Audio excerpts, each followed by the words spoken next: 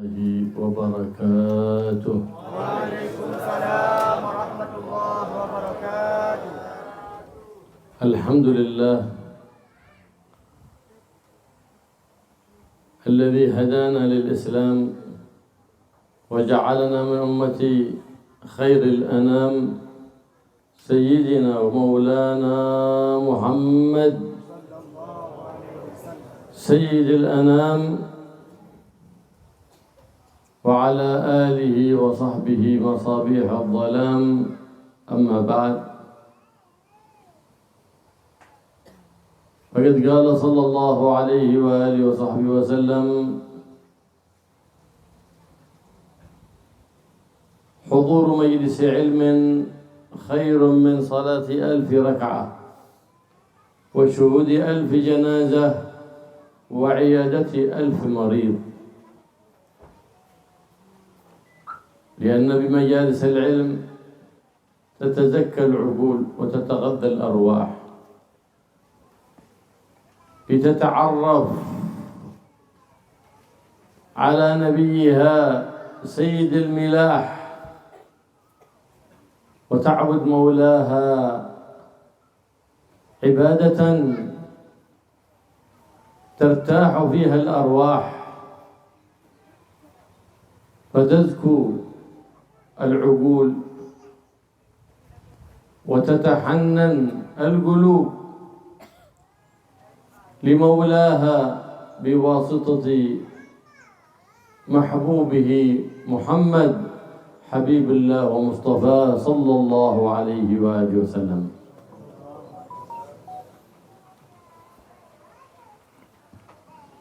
Bismillah, alhamdulillah, wassalatu wassalamu ala rasulillah Sayyidina Muhammad ibn Abdullah wa ala alihi wa sahbihi wa man wala wa la hawla wa la quwwata illa billah. Amma ba'd.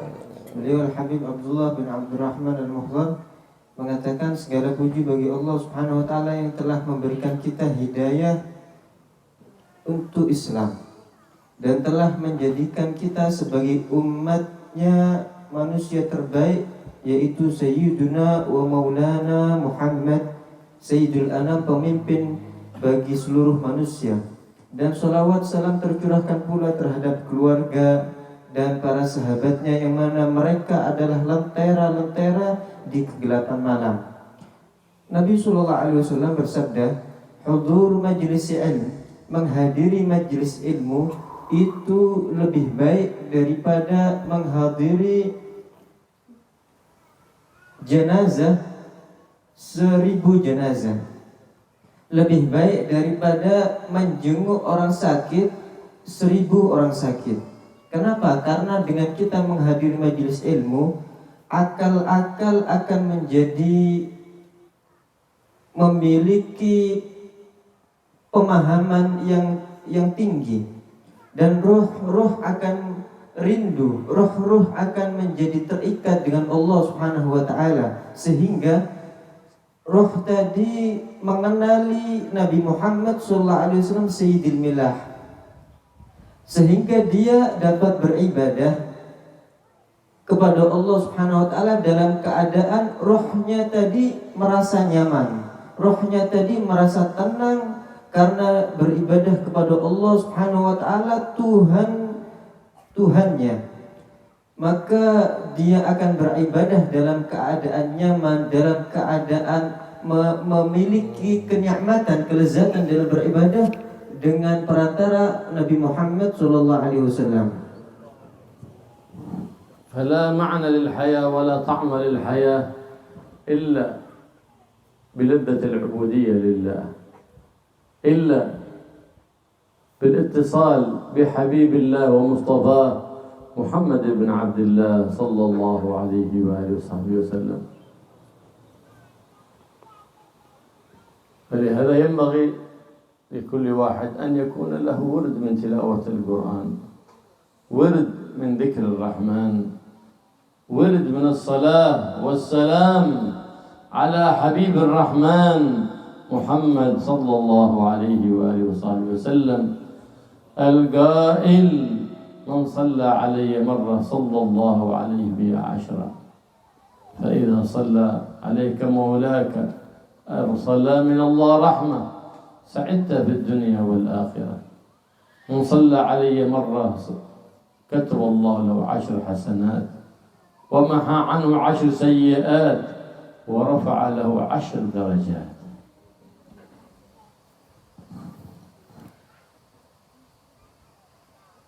Dan seseorang tidak akan memiliki makna di dalam kehidupannya dan tidak mungkin merasakan manisnya kehidupan kecuali dengan dia merasakan kelezatan di dalam beribadah kepada Allah Subhanahu wa taala. Dengan sambungan menyambungkan diri dengan Nabi Muhammad SAW, maka dengan itulah dia akan merasakan manisnya kehidupan. Oleh karena itu hendaknya bagi setiap orang dia memiliki rutinitas setiap harinya untuk membaca Al-Quran, membaca zikir kepada Allah Subhanahu wa taala yang Maha Penyayang, dan memiliki wirid rutinitas di dalam bersalawat kepada Nabi Muhammad sallallahu alaihi wasallam, yang mana beliau bersabda, "Man shalla alayya marratan shalla alaihi sallallahu alaihi wasallam." Barang siapa yang bersalawat kepadaku sekali, maka Allah akan bersalawat kepadanya 10 kali. Dan salawat dari Allah adalah rahmah. Dia akan diberikan 10 rahmah dari Allah Subhanahu wa taala. Dan di dalam hadis yang lain Nabi sallallahu alaihi wasallam bersabda, "Man shalla alayya marratan", siapa orang yang bersalawat kepadaku sekali saja, maka dia akan ditulis baginya 10 kebaikan, dihapus darinya 10 kejelekan, dan diangkat baginya 10 derajat. وبالصلاة على النبي محمد صلى الله عليه وسلم يثبت الإنسان على الاستقامة في طاعة الله سبحانه وتعالى، ويصلح الله أمر دينه ودنياه، فتقضى له الديون وتصلح له الشؤون ببركة الإكثار من الصلاة على حبيب الله محمد صلى الله عليه وآله وصحبه وسلم. فأكثروا من الصلاة على النبي محمد، فهي سعادة في الدنيا وسعادة في يوم القيامة. Dengan berselawat kepada Nabi Muhammad SAW, maka seseorang itu akan kokoh di dalam menjalankan ketaatan kepada Allah.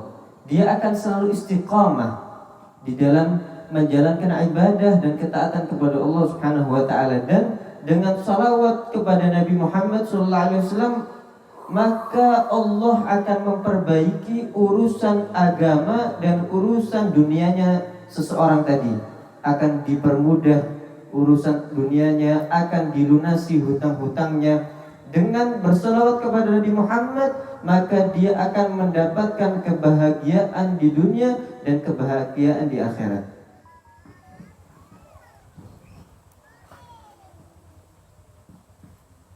فتعلقت القلوب بالنبي محمد. بماذا؟ بالتعرف بسيرته بأخلاقه وآدابه، حتى يصلح العبد للاقتداء بالنبي محمد.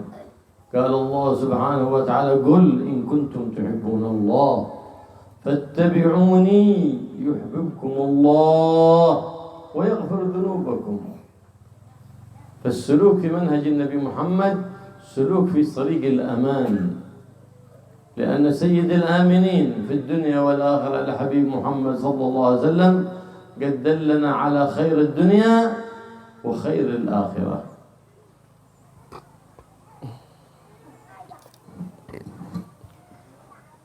Tatkala hati-hati itu terikat dengan Nabi Muhammad SAW, dengan apa?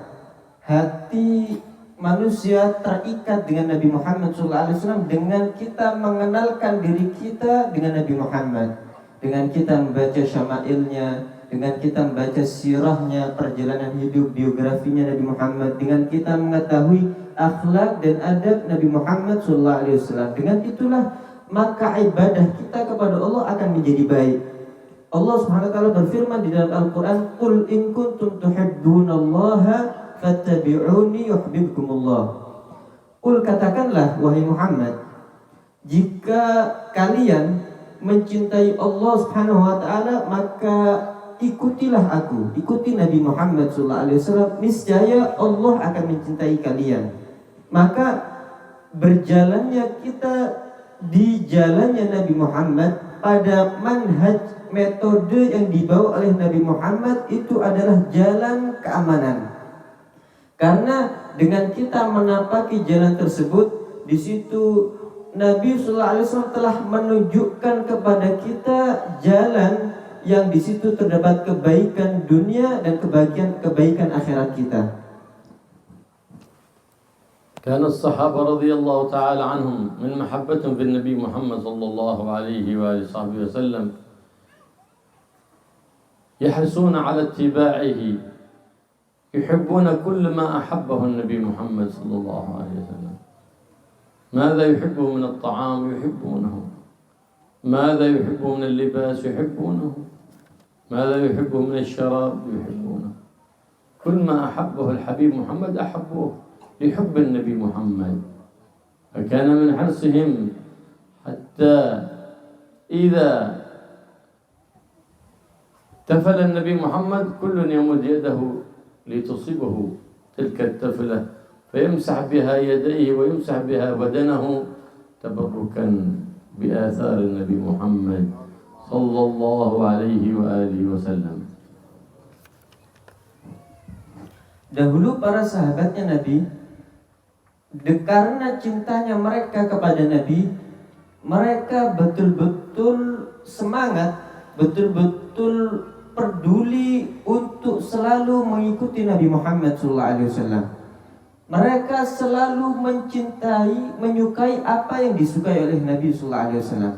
Apa yang disukai Nabi daripada makanan, daripada minuman, atau daripada pakaian. Mereka mencintai hal-hal yang dicintai oleh Nabi SAW. Kenapa? Karena mereka mencintai Nabi Muhammad SAW. Bahkan tatkala Nabi SAW itu meludah, maka mereka berbondong-bondong untuk menggapai itu ludah dengan tangan-tangan mereka, sehingga mereka usapkan itu ke wajah dan badan mereka dalam rangka tabarruk, mencari berkah dengan Nabi Muhammad SAW. النبي محمد صلى الله عليه وآله وصحبه وسلم جاءنا بكل خير ودلنا على كل خير من خير الدين والدنيا والآخرة، فجزى الله عنا سيدنا مولانا محمد خير ما جزى نبيا عن أمته. في ليلة المعراج جاءنا بأعظم هدية من عند رب الأنام، جاءنا بالصلاة التي فيها راحة الإنسان وحضرة من حضرات الله. فرض الله علينا 50 صلاة، فلا زال يتشفع النبي محمد صلى الله عليه وسلم عند مولاه حتى كانت 5 صلوات. قال رسول الله صلى الله عليه وآله وسلم 5 صلوات كتبهن الله على العباد في اليوم والليلة، فمن واظب عليها في أوقاتها كان له نور وبرهانا يوم القيامة.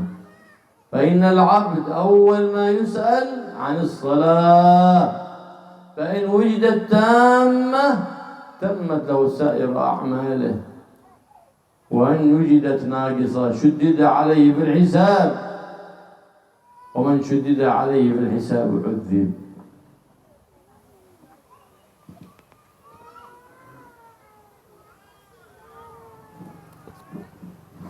Nabi Muhammad SAW telah datang kepada kita dengan segala kebaikan dan telah menunjukkan kepada kita atas segala kebaikan, daripada kebaikan agama, kebaikan dunia, dan kebaikan akhirat. Maka semoga Allah membalas jasa Nabi Muhammad SAW terhadap kita dengan sebaik-baik balasan, sebagaimana balasan terbaik seorang umat terhadap nabinya.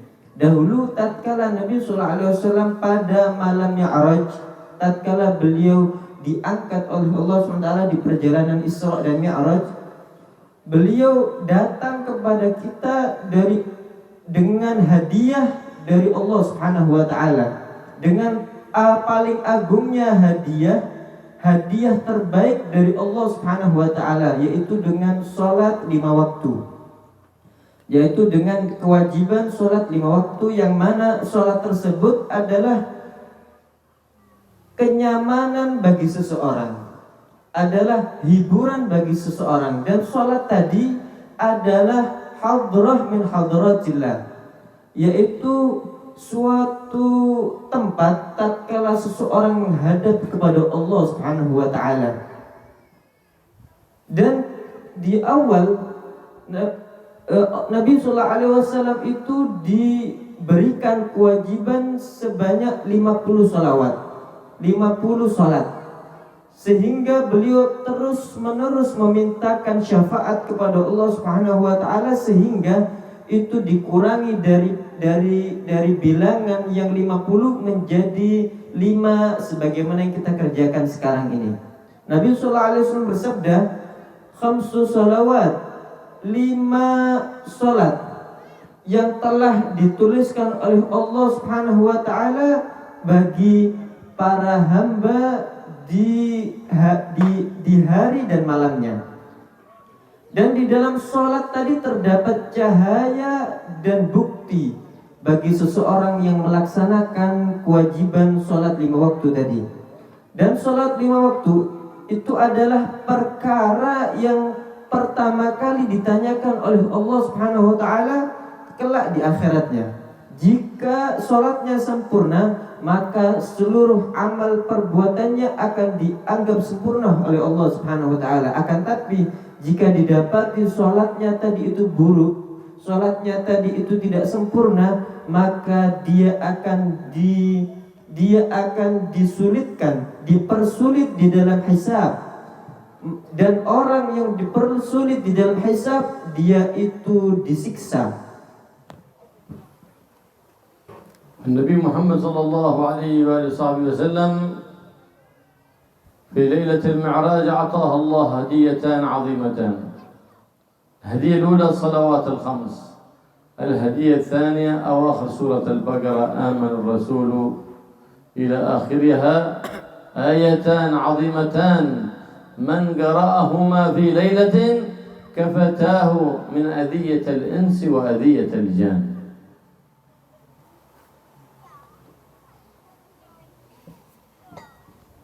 Nabi sallallahu alaihi wasallam di malam Mi'raj diberikan oleh Allah Subhanahu wa taala 2 hadiah yang agung.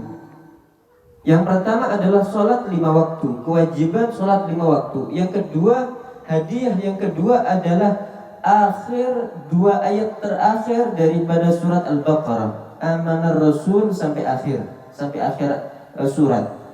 Nabi SAW bersabda, siapa orang yang membacanya di malam hari sebelum tidur, maka 2 ayat tersebut akan mencukupi dia daripada gangguan jin dan gangguan manusia. والنبي صلى الله عليه وسلم إذا أحزنه أمر أو حزبه أمر فزع إلى الصلاة. هكذا ينبغي للمؤمن إذا أراد أن يتصل بمولاه سبحانه وتعالى berapa nomor Allah أن تحسن الوضوء وتصبغ الوضوء وتدخل في الصلاة صلة بين العبد ومولاه سبحانه وتعالى. أنت تتصل بالله، فالحضرة حضرة الله، فلا تفكر في صلاتك بغير الله. فإذا دخلت فلهذا عندما تدخل الصلاة الله أكبر، أي تستشعر من أول الصلاة معنى الله أكبر، الله أكبر كل شيء وأعظم من كل شيء. تستحضر عظمة مولاك سبحانه وتعالى وتستمر هذه العظمة معك إلى انتهاء الصلاة. حينئذ تكون تأدبت بحضرة الله. أما الذي يحرم بالصلاة وقلبه منشغل بلهو أو بطعام أو يفكر في ترتيب برنامج وهو في الصلاة، فقد أساء الأدب مع الله. والصلاة التي لا خشوع فيها أي لا يحضر القلب فيها بل يفكر في خارج الصلاة تسمى الصلاة الميتة.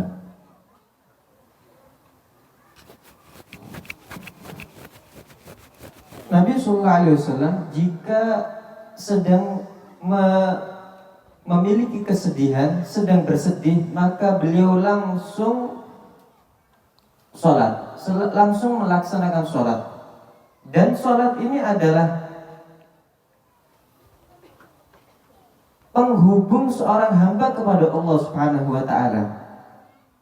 Kata beliau, berapa nomornya Allah tatkala kita ingin menghubungi Allah? Dengan kita melakukan wudhu dengan sempurna, kemudian kita bertakbiratul ihram dan masuk ke dalam sholat. Itu adalah nomor teleponnya Allah Subhanahu wa Ta'ala. Tatkala kita ingin menyambungkan diri kita, menghubungkan diri kita kepada Allah Subhanahu wa Ta'ala. Karena sholat itu adalah silah, ikatan antara seorang hamba dan Tuhannya. Dan sholat adalah termasuk hadrah min hadratillah, tempat di mana seorang hamba tadi menghadap kepada Allah Subhanahu wa Ta'ala.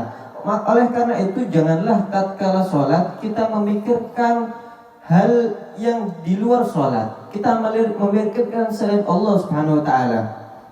Oleh karena itu, tatkala kita sholat, kita memulai untuk masuk sholat, kita bertakbir Allahu Akbar, takbiratul ihram.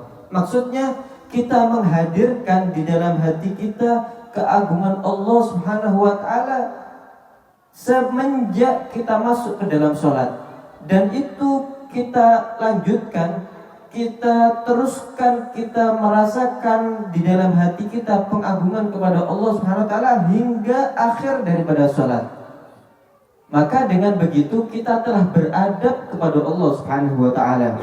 Bukan malah baru masuk ke dalam sholat, baru dia bertakbir, kemudian hatinya sibuk dengan kelalaian, sibuk dengan makanan, sibuk dengan mentertibkan acara misalnya. Maka jika demikian dia telah berburuk,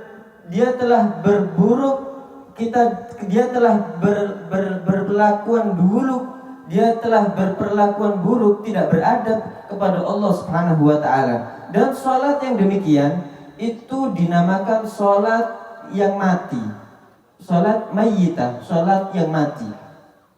وقد قال صلى الله عليه وآله وصحبه وسلم يحث الآباء والأمهات في تربية أولادهم التربية الإسلامية على محبة شرائع الإسلام وعلى محبة القرآن. مروا أولادكم بالصلاة ل7، لأن السن السابع يبدأ يميز الطفل، يأكل وحده ويشرب وحده ويستنجي وحده. هذا في سن التمييز. تبدأ الآن تربيه وتؤدبه، تعلمه الصلاة، تأمره، تحبب إليه عبادة الله حتى يكبر وهو محب للصلاة. واضربوهم على تركها ل10. إذا استكمل 10 سنين وما صلى تضربه ضربا خفيفا، لا ضربا مبرحا بالعصا بل بطرف الثوب أو نحو ذلك، حتى يعرف قيمة الصلاة. وفرقوا بينهم في المضاجع، أي لا تجعلون ينامون على فراش واحد، بل اجعلوهم كل في فراش، فلا ينامون في فراش واحد، لأنهم الآن قد قاربوا أوان البلوغ. فلهذا النبي محمد صلى الله عليه وسلم يحث الآباء والأمهات. هذه هي الرحمة بالأبناء والبنات، لا مجرد أن تطعمهم وتكسوهم وتهمل تعليمهم، هذه هو البغض. فإن تربية الحيوانات بالأكل والطعام والشراب، لكن تربية الأبناء والبنات بتربية الأرواح حتى توصلهم ويتصلون بمولاهم وبنبيهم محمد سيد الملاح صلى الله عليه وآله وصحبه وسلم. وما أنت بالجسم إنسان وإنما أنت بالروح إنسان. إنسانيتك بالروح، والروح غذاؤها أن تتطلع لعبادة مولاها وتستحضر عظمة مولاها وتتبع حبيبها ومصطفاها محمد صلى الله عليه وآله وسلم. Dan Nabi Sallallahu Alaihi Wasallam telah menghimbau kepada kita terhadap pendidikan anak-anak kita, terhadap bagaimana kita mengajarkan kepada mereka tentang ajaran-ajaran Nabi Muhammad SAW. Beliau bersabda di dalam suatu hadisnya, "Muru auladakum bis-shalah li sab'in." Perintahkanlah anak-anak kalian untuk sholat pada umur ke-7 tahun. Jadi kita ajarkan mereka tentang sholat, dan kita ajarkan dari sebelum umur 7 tahun bagaimana cara melaksanakan sholat, sehingga tatkala umur 7 tahun kita perintahkan mereka untuk melaksanakan sholat, sehingga tatkala mereka besar, mereka sudah tumbuh dewasa, mereka tumbuh dalam keadaan suka cinta dengan sholat. Wadribuhum li ashrin, dan pukullah mereka pada umur ke-10 tahun. Jika sudah 10 tahun kemudian diperintahkan sholat, tidak mau, maka dipukul, tapi pukulan yang tidak berlebihan, pukulan yang tidak memberikan dampak menyakiti, misal dengan ujung baju atau semisalnya, hanya sekedar mengenalkan dia untuk menjadi peringatan bagi dia agar dia mengetahui nilai daripada sholat tadi. Wa farriqu alaihim fil madaji', kata Nabi sallallahu alaihi wasallam. Wa farriqu bainahum fil madaji', dan pisahlah di antara mereka pada tempat tidur mereka. Jadi tidak boleh digabungkan di dalam satu tempat, di dalam satu ranjang tatkala mereka tidur. Hendaknya dipisah antara mereka di dalam tempat tidur karena mereka telah dekat pada masa balik. Dan begitulah para salaf memperhatikan tentang pendidikan anak-anaknya, memperhatikan tentang pengajaran anak-anak mereka. Bukan hanya sekedar para orang tua sekedar memberikan anak-anaknya itu makanan yang enak, bukan hanya sekedar memberikan pakaian kepada mereka, akan tapi tidak mementingkan tarbiyah, mementingkan pendidikan, khususnya pendidikan ruh, yang mana dengan pendidikan roh tadi seseorang menyampaikan yang dididik tadi kepada Allah Subhanahu wa taala, sehingga antara anak dengan Allah memiliki ikatan, memiliki sambungan. Dan kita itu dikatakan manusia itu bukan dengan badan kita, bukan dengan jasad fisik zahir kita, akan tapi kita dikatakan sebagai seorang manusia dengan roh kita.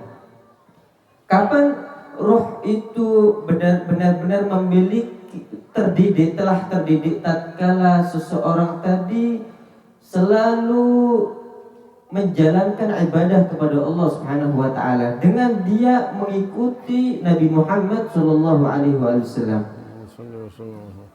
الصلاة من المواظبة عليها في أهل البيت سبب لتوسيع الأرزاق. قال صلى الله عليه وآله وصحبه وسلم: يا أبا هريرة مر أولادك بالصلاة يرزقك الله من حيث لا تحتسب.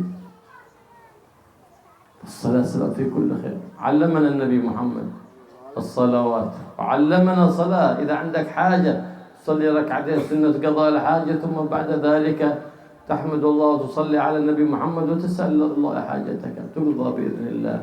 علمنا صلاة الاستخارة. إذا عندك أمر احترت فيه تفعل ولا تفعل، تصلي ركعتين بعد إسباغ الوضوء وتستخير الله في ذلك الأمر.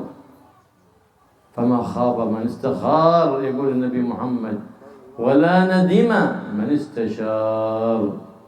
هكذا علمنا النبي محمد، هكذا ربانا النبي محمد صلى الله عليه وآله وصحبه وسلم.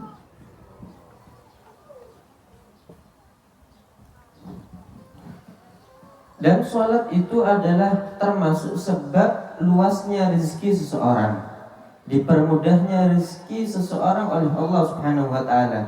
Nabi sallallahu alaihi wasallam pernah mengatakan kepada Sayyidina Abu Hurairah, beliau mengatakan kepada beliau, "Wahai Abu Hurairah, perintahkanlah keluargamu sholat.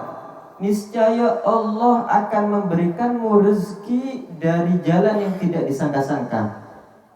Dan begitulah seorang selalu di dalam urusan-urusannya dia kembali kepada Allah dengan melaksanakan sholat. Jika dia bimbang akan suatu perkara yang akan dia lakukannya, apakah ini dilakukan atau tidak, apakah ini hendaknya kita maju atau tidak, maka hendaknya dia kembali kepada Allah Subhanahu wa taala dengan melaksanakan sholat. Karena Nabi sallallahu alaihi wasallam bersabda, "Ma khaba man istakhar." Tidaklah orang yang melaksanakan istikharah itu tidak mungkin kecewa. Wa ma nadima man istashar. Dan tidak mungkin orang yang bermusyawarah itu menyesal. Dan begitulah Nabi sallallahu alaihi wasallam mengajarkan kita dan mendidik kita atas hal tersebut. هذه إحدى الخصال التي توزع فيها الأرزاق. كذلك يقول النبي محمد: من أراد أن ينسأ له في أجر عمره أن يطول الله عمره ويوسع له في رزقه فليبر والديه وليصل رحمه وليقوم بحق الجيران بالنصيحة بالمعاونة. هكذا أمرنا النبي محمد صلى الله عليه وآله وصحبه وسلم، وعلمنا هذه الخصال التي تزيد في الأعمار وتزيد في الأرزاق، بل ويبارك الله فيها في الأعمار ويبارك الله في الأرزاق. إذ ما لا بركة فيه لا خير فيه، إنما الخير في المال المبارك، إنما الخير في الذرية المباركة. فإنك إن ربيت أولادك على الأدب والخلق الحسن سعدت بهم في الدنيا وسعدت بهم بعد الممات، يبقى ذكرك حسن، ثم يبرونك حتى بعد موتك بالصدقة عنك والاستغفار وزيارتك في قبرك، ويهب لك من الأعمال الصالحات من تلاوة القرآن والتهليل والتسبيح والصلاة على البشير النذير محمد صلى الله عليه وسلم.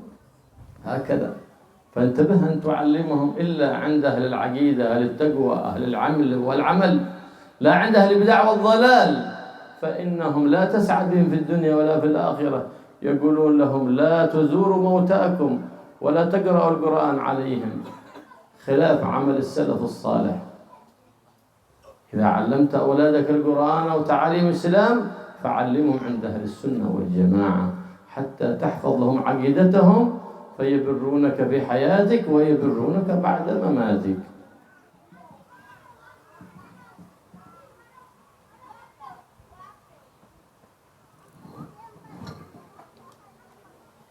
Dan sholat ini termasuk daripada salah satu cara seseorang dilapangkan hartanya oleh Allah Subhanahu wa taala. Ada lagi cara-cara yang lain, sebagaimana salah satu sabda Nabi Muhammad SAW di suatu hadisnya, siapa orang yang menginginkan umurnya itu diperpanjang, wa yuzad lahu fi rizqi, dan hartanya di rezekinya ditambah oleh Allah Subhanahu wa taala, maka hendaknya dia berbakti kepada kedua orang tuanya dan menyambung tali silaturahim, menyambung tali kekerabatannya. Wal yakum bihaqqil jiran, dan hendaknya dia melaksanakan hak tetangga dengan kita selalu membantunya, dengan kita memberi daripada harta yang lebih. Dan begitulah Nabi SAW telah mengajarkan kepada kita beberapa cara ini agar Allah memberkahi terhadap harta kita, memberkahi keturunan kita. Karena sesungguhnya tidak ada kebaikan bagi harta yang tidak diberkahi oleh Allah Subhanahu wa taala. Tidak ada kebaikan bagi keturunan jika tidak diberkahi oleh Allah Subhanahu wa taala.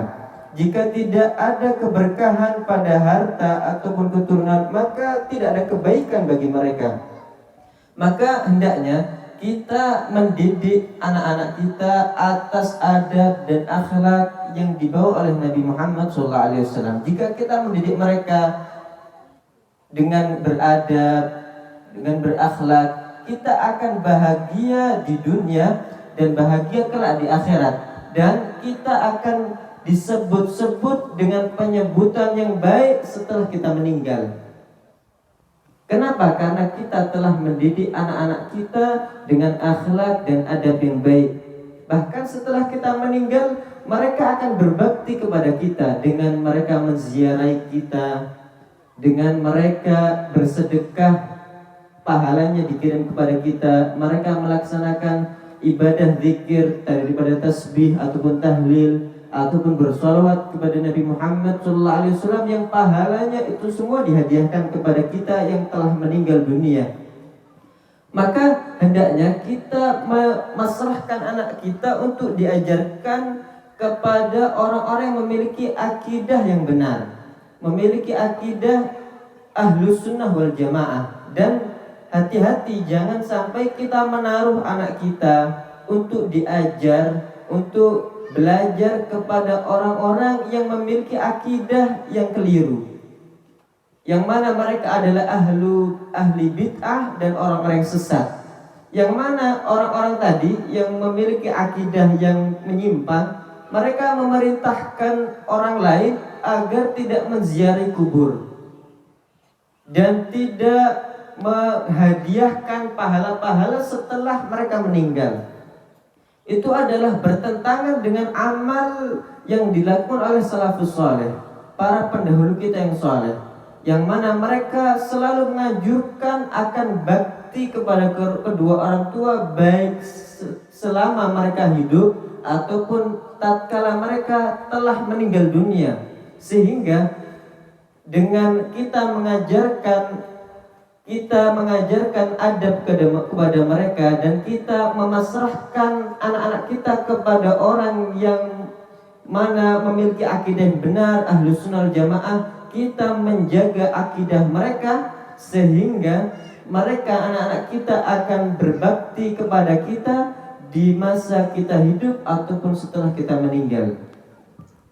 جاء رجل إلى النبي محمد صلى الله عليه وسلم قال يا رسول الله دلني على عمل إذا أنا عملته دخلت الجنة. قال له صلى الله عليه وسلم لا يزال لسانك رطبا من ذكر الله. الذكر تسبيح تهليل تكبير، الذكر صلاة على النبي محمد صلى الله عليه وسلم، الذكر تلاوة القرآن، الذكر حضور مجلس علم، كل هذا من أذكار الله. فاحرص أن يكون لك ورد من الصلاة على النبي محمد صلى الله عليه وسلم كل يوم، ورد من التهليل والتكبير والتحميد لله، ورد من القرآن.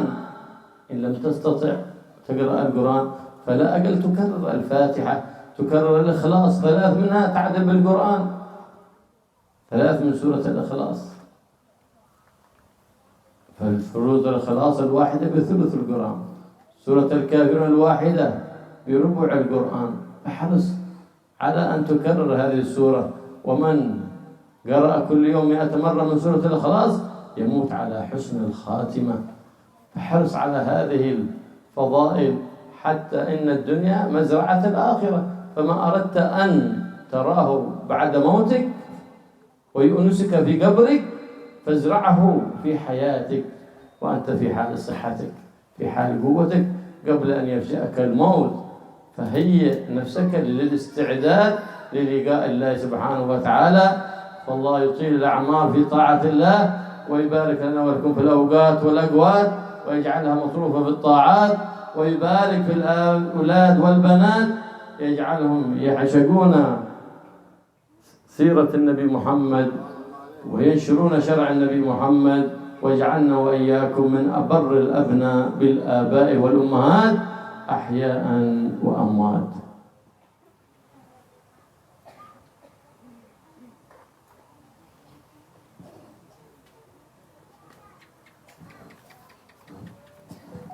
Pernah suatu ketika ada seorang lelaki yang datang kepada Nabi Muhammad SAW, dan dia menanyakan kepada Nabi SAW, ya Rasulullah, tunjukkan kepadaku atas suatu amal yang jika aku lakukan aku akan masuk surga. Maka Nabi SAW mengarahkan dia, la yazal lisanuka ratban bi dzikrillah. Selama lisanmu senantiasa terus-menerus basah dengan berzikir kepada Allah Subhanahu wa taala, maka dianjurkan bagi setiap orang dia memiliki rutinitas selalu berzikir kepada Allah Subhanahu wa taala. Termasuk daripada zikir itu membaca tasbih, termasuk daripada zikir dia membaca tahlil, bersalawat kepada Nabi Muhammad SAW, termasuk juga daripada zikir menghadiri majelis ilmu, termasuk daripada zikir pula tatkala seorang membaca Al-Quran. Maka hendaknya kita memiliki rutinitas yang disebutkan tadi.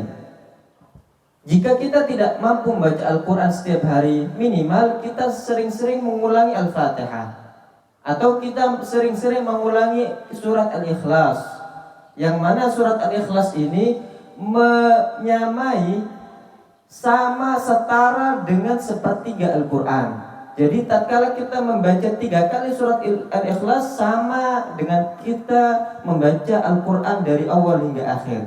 Kita membaca surat Al-Kafirun yang setara dengan 1/4 Al-Quran. Kita baca 4 kali setara kita membaca Al-Quran dari awal dan akhirnya. 100 مرة من سورة الإخلاص كلها. Dan tatkala seseorang membaca surat Al-Ikhlas 100 kali setiap hari, maka niscaya dia insya Allah tidak akan meninggal kecuali dalam keadaan husnul khatimah.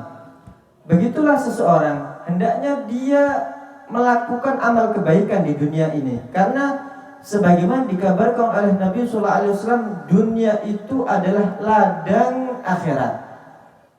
Apa yang ingin kita lihat kelak di akhirat, apa yang ingin kita hasilkan kelak di akhirat, apa yang kita ingin nanti kita tuai, kita panen di akhirat, maka kita tanam itu di dunia. Kita lakukan itu amal kebaikan di dunia untuk persiapan kita kelak di kehidupan akhirat. Semoga Allah SWT memberkahi waktu-waktu kita, memberkahi makanan-makanan kita, dan menjadikan itu semua teralihkan di dalam ketaatan kepada Allah Subhanahu wa taala. Semoga Allah SWT memberkahi anak-anak kita agar mereka selalu rindu untuk membaca daripada sirah biografi Nabi Muhammad SAW. Semoga mereka dijadikan orang-orang yang menyebarkan syariatnya Nabi Muhammad SAW, dan dijadikan kita sebagai anak-anak yang paling berbakti kepada orang tuanya, baik dalam keadaan hidup ataupun telah meninggal dunia. Alhamdulillah Rabbil Alamin. Allahumma salli wa sallim ala Sayyidina Muhammadin wa ala ali Sayyidina Muhammad. Allahumma ya awwal al-awwalin wa ya akhir al-akhirin wa ya dhal quwwati al-matin wa ya rahim al-masakin wa ya arham ar-rahimin, irhamna wal muhibbin wa man hadar bijawab qulubina ajma'in برحمة من عندك تغنينا بها عمن سواك، واقذف في قلوبنا رجاك واقطع رجانا عمن سواك برحمتك يا أرحم الراحمين. واجعلنا ممن اقتدى واتبع حبيبك مصطفاك، ولا تجعلنا ممن خالف أمرك وعصاك يا ذا الجلال والإكرام، يا ذا الجلال والإكرام، يا ذا الجلال والإكرام والعزة التي لا ترام. أكرمنا بما أكرمت بعبادك الصالحين، خلقنا بأخلاق الصالحين، وابعد عنا كل خلق ذميم، وحلنا بكل خلق حميد كريم، بجاه نبيك محمد الرؤوف الرحيم صلى الله وسلم عليه وعلى آله. واشرح صدورنا بما شرحت به صدور عبادك الصالحين. اشرح صدورنا بالقرآن، اطلق ألسنتنا بالقرآن، وإلى العمل بما يلقوه القرآن بحق القرآن، وبحق من أنزل عليه القرآن سيدنا ومولانا محمد سيد ولد عدنان. خلنا عن كل خلق تبغضه وحلنا بكل خلق تحبه، ووفقنا لاتباع نبيك محمد في جميع الأحوال، في الأقوال والأفعال. يا الله يا رحمن يا ذا الجلال، خلنا عن سيء الخصال، وفقنا التحلي بزين الخصال، واحفظنا من أفعال الجهال وسوء الفعال. يا كبير يا عزيز يا متعال، بجاه نبيك محمد مولى بل استجب دعانا ولا تخيب رجانا، إنك على كل شيء قدير وبالإجابة جدير. وارزقنا كمال حسن السابقة، حسن الخاتمة، طول العمر في خير ولطف وعافية. وصلى الله تعالى على سيدنا محمد النبي الأمي وآله وصحبه وسلم، والحمد لله رب العالمين. بسر الفاتحة.